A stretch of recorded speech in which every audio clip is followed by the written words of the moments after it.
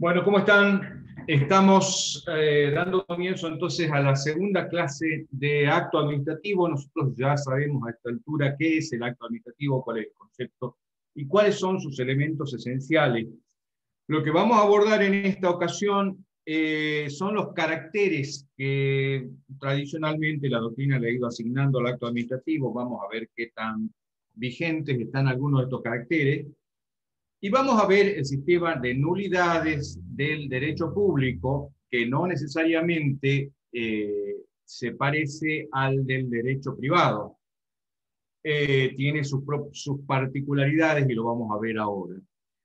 Entonces, lo primero que tenemos que tener en cuenta de movida es que acá tenemos que empezar a manejarnos, y esto ya se lo habrán dicho los otros docentes, tenemos que empezar a manejarnos con esta normativa que ven ahí. Nosotros tenemos una ley nacional y un decreto del año 1972, que fueron reformados en el año 2017, el decreto 894, pero que en lo sustancial mantienen las mismas características, y lo único que hace es introducirnos más en la cuestión de la digitalización en el nuevo escenario que nos propone el expediente electrónico, la firma digital, etcétera, etcétera.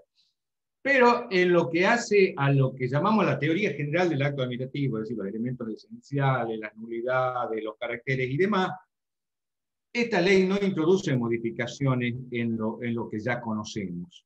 En el ámbito de la provincia de Tucumán tenemos la ley 4537, que es del año 1976, que fue modificada en 1991 por la ley 6311. Esa es la normativa que tenemos, y es importante que ustedes la manejen, porque hay cosas que no van a encontrar en los libros.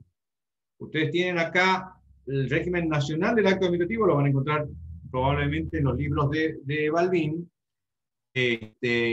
y lo que hace al acto en Tucumán, hay un trabajo mío que se va a estar subiendo a la plataforma, que se llama el acto administrativo en Tucumán, precisamente, que ya tiene sus años, pero como les digo, no habiéndose modificado en la sustancia del régimen, no tiene mucha incidencia la antigüedad del artículo.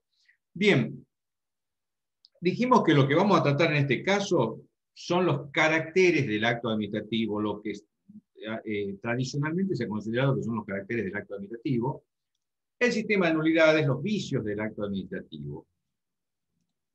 Nosotros tenemos entonces, tradicionalmente, los caracteres que se le han asignado al acto administrativo son esos que ven ahí.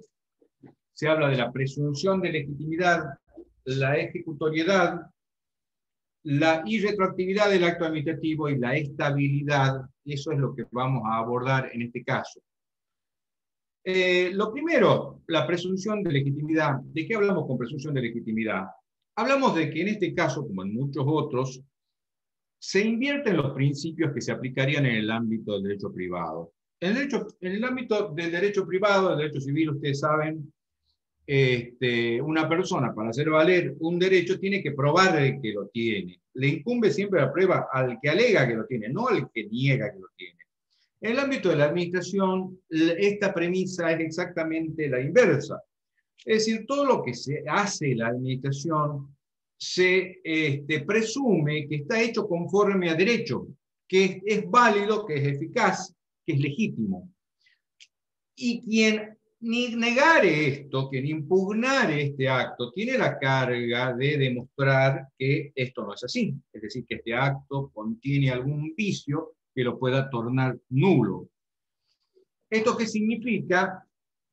Que claramente es una presunción establecida iuris tantum, pero en tanto alguien no haya alegado y probado esa ilegitimidad, el acto se va a considerar o se va a presumir legítimo. A eso apunta la presunción de legitimidad. Y otra de las cuestiones que se solía decir tradicionalmente respecto de la presunción de legitimidad era que esta presunción impedía que los jueces de oficio declaren la nulidad de un acto administrativo. Esto último ya es un poco más discutible, digamos, puesto que hasta la altura del de la evolución de nuestro derecho público, ya sabemos que las leyes pueden ser declaradas inconstitucionales y que los jueces, según la Corte Interamericana y nuestra Corte Suprema también, pueden y deben declarar la inconvencionalidad de una norma legal en los casos en que encuentren que está reñida con la Constitución o con los pactos. Entonces se puede, si los jueces pueden de oficio declarar inconstitucional o inconvencional una norma legal, con mucha mayor razón podrían hacerlo con un acto administrativo, que es una norma de menor rango jurídico. De manera que esto de que los jueces no puedan, por la presunción de legitimidad, estén impedidos de declarar la nulidad de oficio, es ya bastante discutible. Por lo tanto, lo que podemos decir respecto de la presunción de legitimidad hoy por hoy es que hace que el acto que dicta la administración se presuma que ha sido dictado conforme a derecho, y quien alega lo contrario debería probarlo. Ahora bien, en nuestro sistema de Tucumán tenemos una particularidad. Mientras el artículo 12 de la Ley Nacional de Procedimiento Administrativo dice el acto administrativo se presume legítimo simplemente, nuestra Ley de Tucumán, en el artículo 47, tiene un agregado. Dice que el acto se presume legítimo salvo que esté afectado por un vicio que surja de él mismo. ¿Qué significa esto?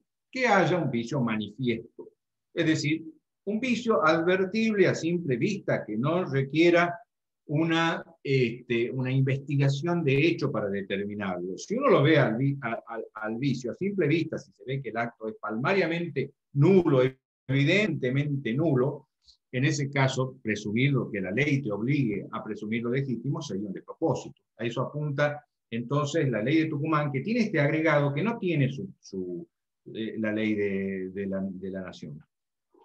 Cierto es que la Corte Suprema había dicho ya en 1975, en un caso que se llama Pustelnik, había dicho ya que la presunción de legitimidad no se podía constituir frente a un acto que a todas luces estaba afectado de vicios. Es decir, no se podía presumir legítimo contra viento y marea un acto que evidentemente que tenía una evidente nulidad. ¿Qué es esto de la nulidad evidente o manifiesta? Un autor español lo ejemplificaba así: la orden del alcalde de que cese la lluvia. La orden del alcalde de que cese la lluvia es un acto evidentemente viciado en su elemento objeto, como ustedes ya lo vieron en su momento. De manera que ahí no podríamos predicar la presunción de legitimidad, eso está claro.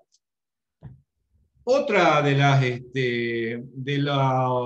estos caracteres a los que hemos hecho referencia es la ejecutoriedad. ¿Qué significa la ejecutoriedad? La ejecutoriedad significa que en principio la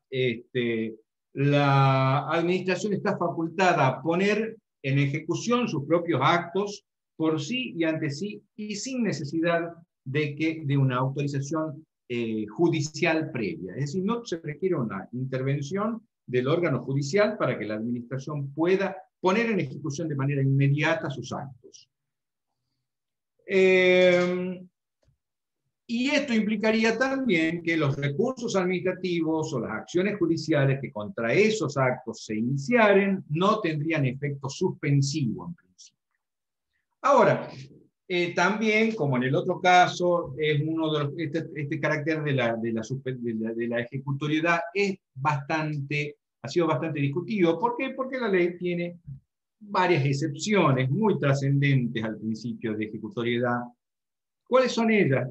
No procede la ejecutoriedad ¿cuándo? Cuando está de por medio del interés público, para evitar, dice la ley, perjuicios graves al administrado, y cuando se alegare fundadamente una nulidad absoluta.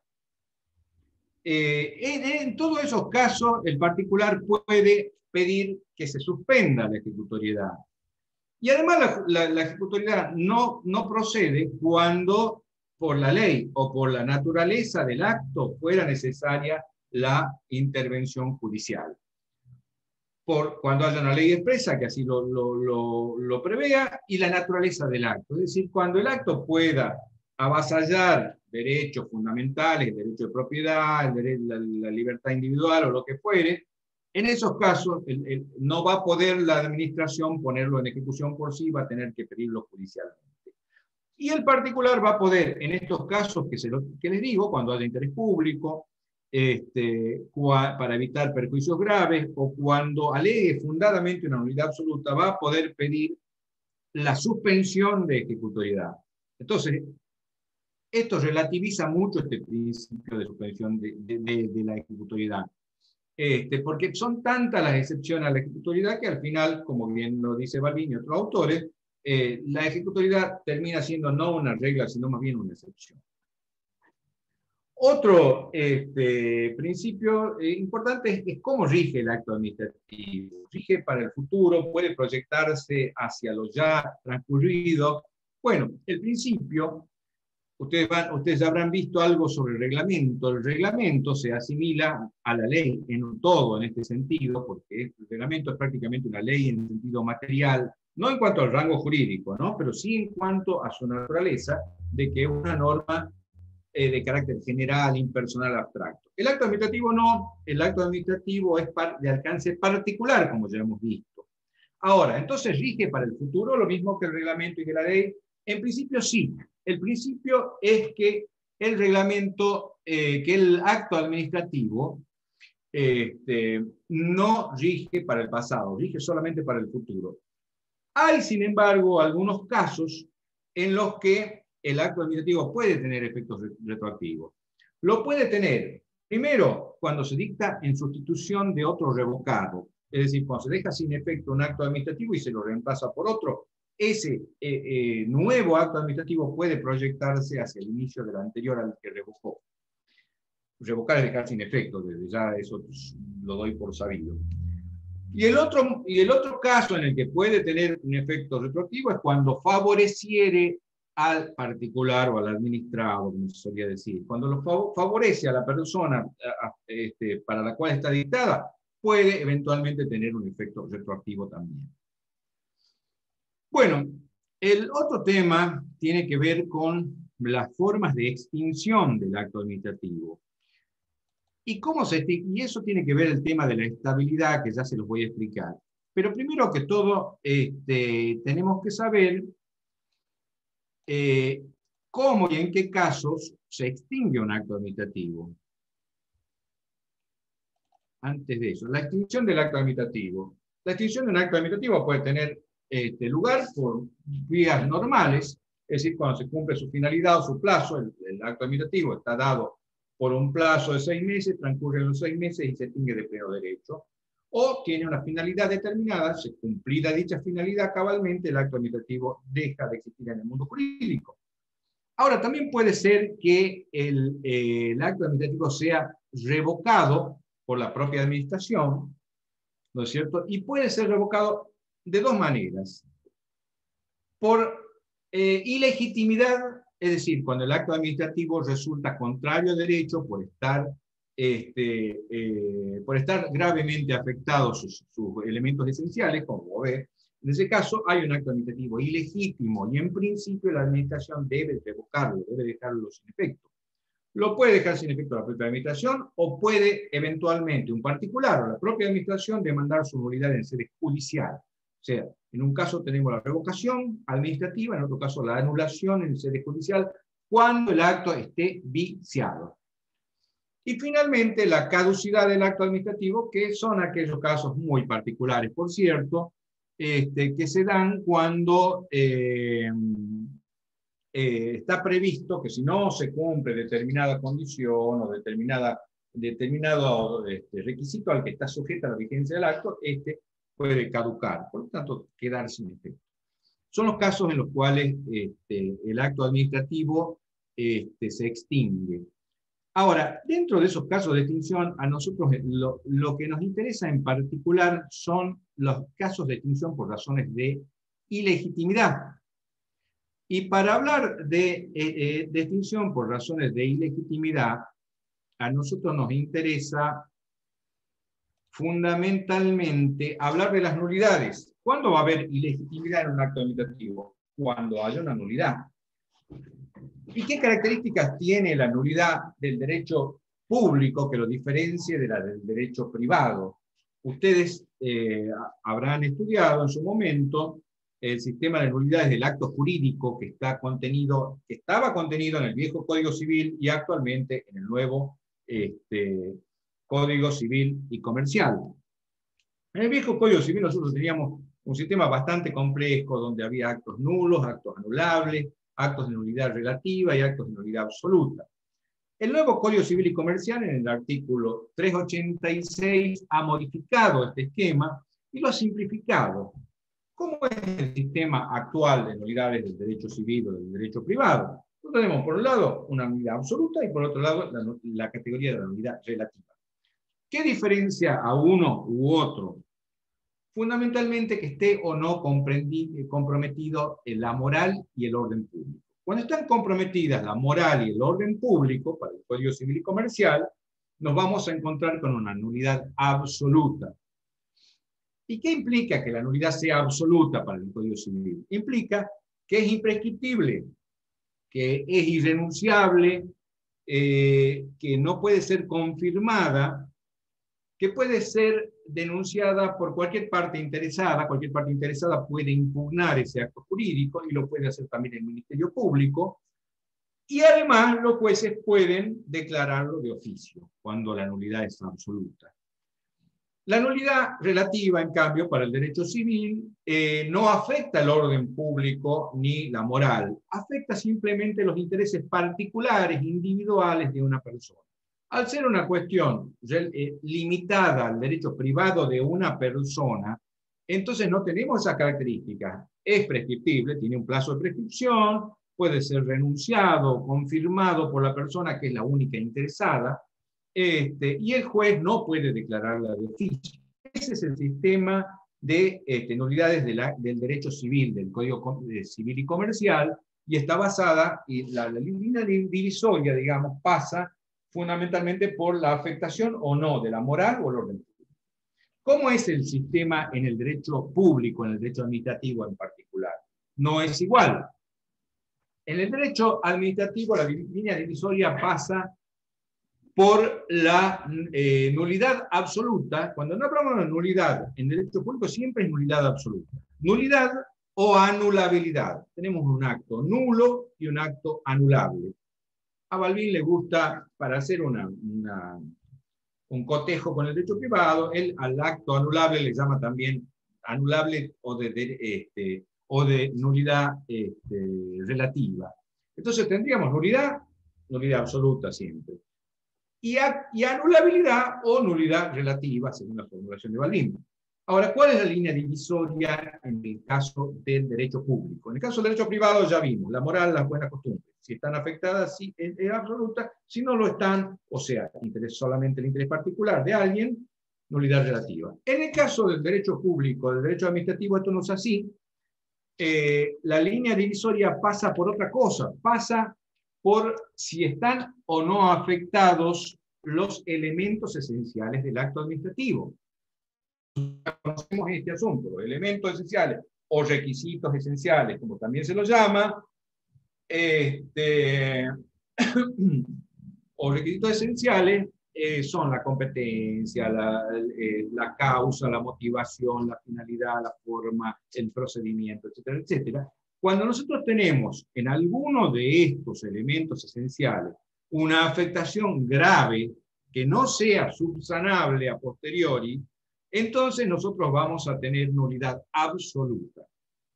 Cuando tenemos, en cambio, un vicio que recae sobre algún elemento accidental, algún elemento que no es de los esenciales, que no es uno de estos que hemos ido detallando, nosotros vamos a tener una mera anulabilidad o nulidad relativa, como diría Balbín.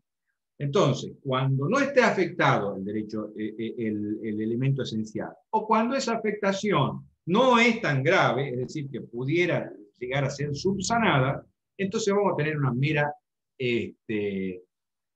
mera anulabilidad o nulidad relativa y no nulidad absoluta. ¿Se entiende entonces cuál es la línea divisoria, verdad?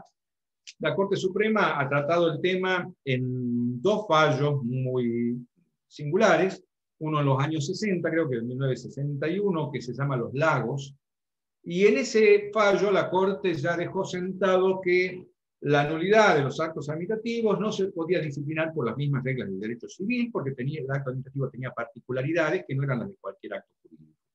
Y en el caso Pustelnik analizó este asunto que yo les digo, y que lo analizo en este trabajo mío sobre el acto administrativo en Tucumán, que recomiendo que lo lean si tienen tiempo, que es la cuestión de la nulidad manifiesta, es decir, cuando hay un vicio manifiesto que se advierte a simple vista, y el caso de cómo opera en esos casos la presunción de legitimidad que acompaña a los actos administrativos. En ese caso se puede hablar o no se puede hablar de presunción de legitimidad.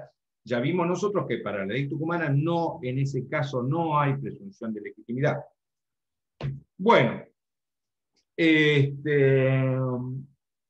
dicho esto, lo siguiente es tener en cuenta cuáles son entonces, y nosotros hemos dicho que nulidad absoluta hay cuando hay violación de los elementos esenciales, ¿cuándo estarían violados los elementos esenciales? Bueno, la competencia claramente estaría violada cuando se dicta un acto por un órgano que no dispone de atribuciones para dictarlo, esto es evidente. Nosotros sabemos que el ejercicio de la competencia es improrrogable, quiere decir que no puede ejercer la competencia un órgano que no esté legalmente habilitado para ello. Hay una norma, la Constitución misma o una ley que le atribuye a un órgano determinada esfera de competencia. Cuando actúa fuera de esa esfera de competencia tenemos un vicio de incompetencia. Ese vicio de incompetencia en principio es casi siempre causal de nulidad absoluta. ¿Cuál es la única excepción a este principio? Sería la incompetencia en razón del grado. Porque ustedes saben que es posible que un órgano administrativo ejerza transitoriamente la competencia de otro, vía avocación o vía delegación. Entonces, cuando la avocación o la delegación o la sustitución estén permitidas, ese vicio de incompetencia en razón del grado podría ser causal de mera anulabilidad o nulidad relativa y no absoluta. Es decir, se podría eventualmente, si el órgano superior puede confirmar lo que hizo el inferior, ¿no es cierto?, o puede ratificarlo, en esos casos la nulidad no sería absoluta cuando es en razón del grado. Todas las otras causales de incompetencia son causales de nulidad absoluta. ¿Cuándo estaría viciada la causa o sería causal de nulidad absoluta? Cuando el acto administrativo no aclara cuáles son los antecedentes de hecho o los antecedentes de derecho, o se cita un antecedente de derecho, una norma jurídica que no es la aplicable al caso, o se falsean los antecedentes de hecho, se da por ciertas cosas que no ocurrieron. En ese caso nosotros tendríamos un vicio en el elemento causa. En el elemento objeto, nosotros sabemos, de acuerdo con la ley, cómo tiene que ser el objeto de un acto administrativo. Tiene que ser cierto, tiene que ser física y jurídicamente posible. ¿Qué quiere decir cierto? Que el acto administrativo no puede disponer algo que no se entiende qué es. O sea, tiene que tener la precisión mínima para que se sepa qué está disponiendo, qué está ordenando, qué está declarando. No puede ser confuso. En ese caso habría que interponer lo que se llama un recurso de aclaratoria para ver qué pretende este acto administrativo. Entonces, lo primero, que sea cierto. Si el objeto del acto administrativo no es cierto, tendríamos una nulidad. Ahora, recordemos que es el objeto, no está de más. El objeto es lo que concretamente se decide, se dispone en un acto administrativo. ¿Sí? Generalmente está en la parte dispositiva, en la parte resolutiva del acto, está el objeto. ¿Sí? Desígnese a fulano, sanciónese a mengano, llámese a licitación, lo que fuere. Eso es el objeto. Lo otro que tiene que ser el objeto es física y jurídicamente posible. Físicamente posible. Es decir, no se puede disponer el nombramiento de una persona que ya ha fallecido, por ejemplo, en el empleo público. Eso sería un objeto imposible, de imposible cumplimiento. El ejemplo que dimos hace un rato, la orden de una autoridad administrativa de que cese la lluvia. Imposible físicamente ese objeto, por lo tanto nulo el acto administrativo. o jurídicamente. Jurídicamente imposible cuando se está dictando, por ejemplo, un acto administrativo en aplicación de una ley que ya está derogada o de una norma que no existe. Es jurídicamente imposible. ¿Cuándo estaría viciado el procedimiento? Nosotros sabemos que el procedimiento son todos estos pasos que hay que dar legítimamente para que el acto administrativo sea dictado conforme a derecho. Entonces, cuando nos falta alguno de esos elementos, por ejemplo, cuando no hay un dictamen jurídico, cuando no se ha dado intervención a una junta médica cuando ello es necesario, cuando no se ha hecho un estudio de impacto ambiental cuando lo exige la legislación, o cuando se ha violado, en todo caso, el derecho de defensa de los particulares durante el procedimiento, nosotros vamos a tener viciado el procedimiento y también vamos a tener una nulidad absoluta. La motivación, bueno, esto está claro, la motivación es decir cuáles son los hechos y antecedentes que están, ponerlos en el propio acto y además explicitar cuáles son los motivos, cuáles son las causas, cuáles son las razones que han conducido al dictado de este acto. Cuando esas razones, esos motivos no se explicitan o cuando se explicitan de manera insuficiente, nosotros vamos a tener viciado el elemento motivación. Y esto es muy importante para un acto administrativo y más aún, como ustedes bien saben, cuando es un acto dictado en ejercicio de facultades discrecionales. Es decir, cuando el órgano administrativo tiene la posibilidad de elegir distintas alternativas, tiene que decir claramente por qué se inclina por una y desecha otra. Si no lo dice o lo dice de manera insuficiente, vamos a tener afectado el elemento motivo. Infundado. Lo infundado siempre es así. La finalidad, bueno, la finalidad que debe perseguir cualquier acto administrativo es el bien público, el bien común, el interés general. Cuando se persigue otro interés público que no sea el querido por la norma que le dio la competencia al órgano, o se persigue un interés privado, supongamos un interés privado del funcionario, supongamos se hace una designación diciendo, ¿no es cierto?, que fulano reúne las condiciones de idoneidad y demás, y en realidad hay una relación de parentesco, de amistad o de cercanía política con la persona que se está designando y el funcionario que designa, entonces nosotros vamos a tener viciada la finalidad. Es difícil de acreditar la violación de la finalidad porque si ustedes lo ven al acto administrativo, en principio no pareciera tener efecto, pero tiene algo oculto, que es el hecho de que se invoca algo y se persigue una cosa distinta. Esto los franceses, en el Consejo de Estado, lo llamaban desviación de poder. Ese es el vicio en general que afecta a la finalidad, la desviación de poder. Cuando se alega algo, pero se persigue encubiertamente otra finalidad. Y finalmente, el tema que tiene que ver con la forma del acto administrativo. Ustedes saben que el acto administrativo en principio tiene que ser por escrito, tiene que contener la firma del funcionario otorgante, la fecha y el lugar en el que se... Y que tiene toda una formalidad que tiene que ver con los vistos, los considerandos, la parte resolutiva y demás.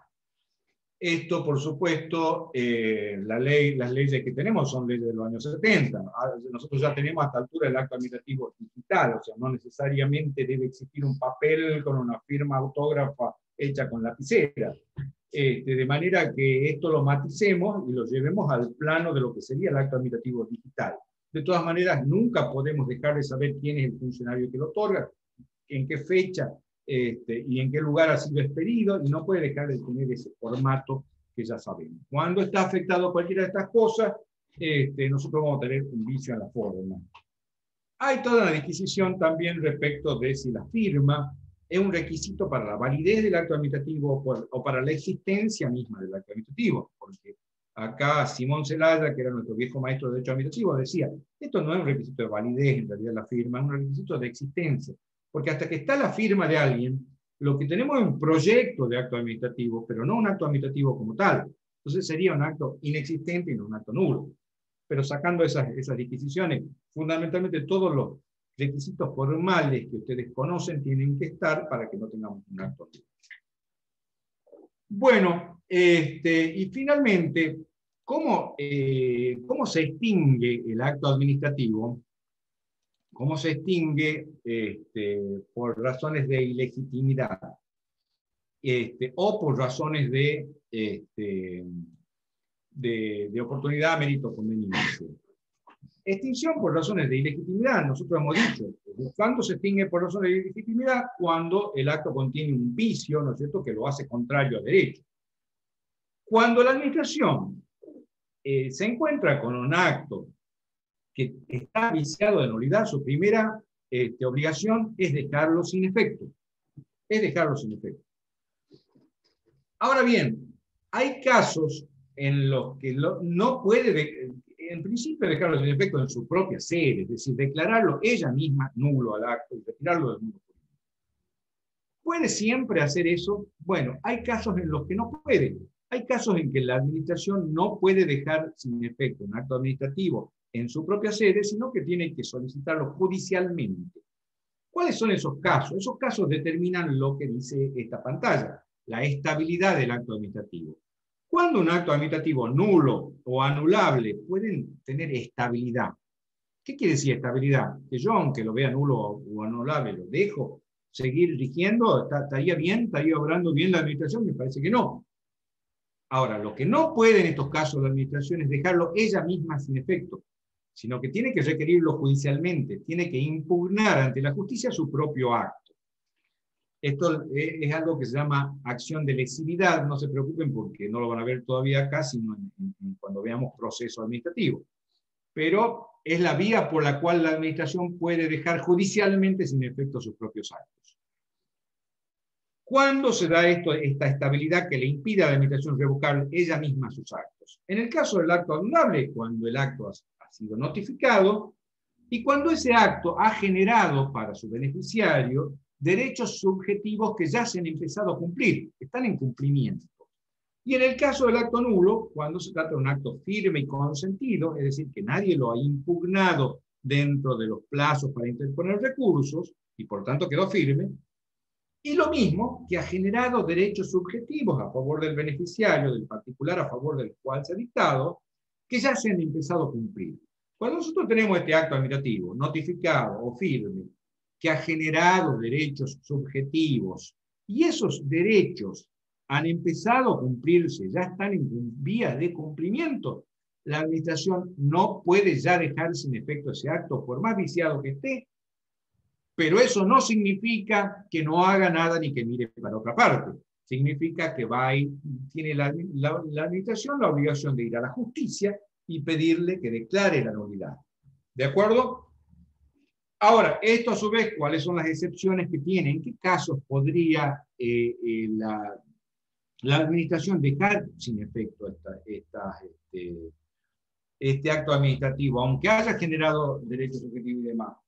Cuando se pruebe que el particular tenía conocimiento del vicio, es decir, hay una actitud de mala fe por parte del beneficiario del acto, que conocía el vicio e igual trata de prevalerse del mismo para obtener beneficios. ¿De acuerdo? Entonces, el conocimiento del vicio.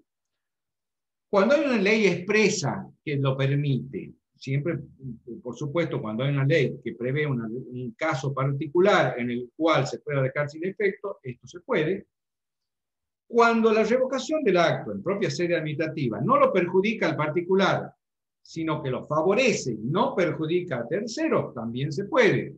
Acuérdense que lo que se tutela acá ha generado derechos subjetivos. Acá, en la revocación, al revés, no le estaría afectando derechos subjetivos, sino que le estaría favoreciendo. Entonces, sí se puede. Y finalmente, aquellos casos en los que el derecho se haya otorgado en forma válida y expresa, se haya otorgado a título precario. ¿De acuerdo? Entonces, esos son los casos en los que no se puede dejar sin efecto un acto, aún por más viciado que esté, en sede administrativa, pero sí hay que pedirlo en sede judicial. Bueno, finalmente hay un último caso en el que la administración puede dejar sin efecto un acto administrativo, pero esta vez no por razones de ilegitimidad, sino por razones de oportunidad, mérito o conveniencia. ¿Qué significa esto? El acto administrativo no está viciado, no hay ningún vicio que recaiga sobre sus elementos esenciales, pero la administración puede merituar que ese no fue el acto más, que no ha sido acertado, que no ha sido oportuno, que hubiera sido mejor no dictar ese acto administrativo. ¿Puede dejarlo sin efecto? Puede hacerlo, puede hacerlo. En este caso no hay una ilegalidad, hay una actuación legítima de la administración. La administración está diciendo, me arrepentí de haber dictado este acto, no era el correcto. ¿Puede dejarlo sin efecto? Sí, pero debe indemnizar los perjuicios que ellos le causaron al particular. Esa es la limitación. Sería un caso, ustedes lo van a ver mucho después, pero sería un caso de responsabilidad del Estado por actividad legítima. La administración puede legítimamente arrepentirse, pero si con eso causa un daño, debe indemnizarlo. Bueno, esto es lo que les puedo decir al respecto. Creo que va a haber muchas dudas porque no son temas fáciles. Les recomiendo leer el trabajito que estamos subiendo ahora, que se llama el Acto Administrativo en Tucumán, donde está comparado a los regímenes nacional y provincial. Y les recomiendo ver la legislación, las leyes, donde está condensado todo lo que llamamos teoría general del acto administrativo. Y por supuesto, el lunes nos vemos en la consulta y ahí voy a tratar de satisfacerles todos los requerimientos o las dudas que puedan tener. Muchas gracias.